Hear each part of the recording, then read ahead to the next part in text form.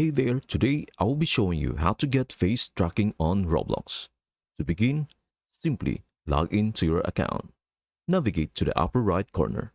Click the gear or cog icon, and then select Settings. To enable the camera, you must first be at least 13 years old, but you are not required to have your age verified. As you can see, today is my birthday, and your age is not certified.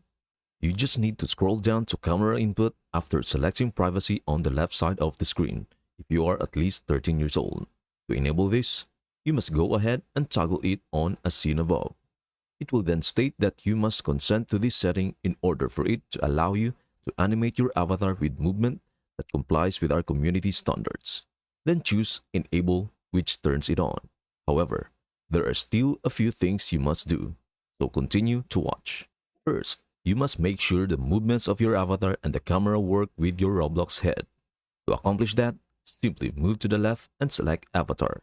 Next, you must ensure that the head you are using has vanished and has this small, smiling face-like symbol in the bottom left corner. This indicates that it will function for avatar movement. So, I am using the Stevie standard, and that is okay. Additionally, if you are using any smiles or similar elements, I suggest removing them as I have discovered that it functions better without them. After you have completed that, we can start playing a game.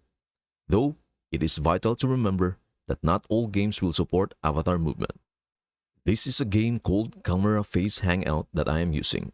Whether you scroll down, you can enter the communication section and check whether it has a camera. Since it does, I will go ahead and start it and walk you through the steps once you are in the game.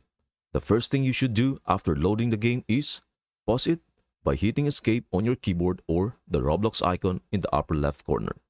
Next, navigate to settings, scroll down, and confirm that you are using the correct camera.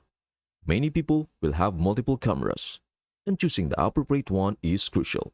So I choose the one I want to utilize, which I have already completed once you have made your choice.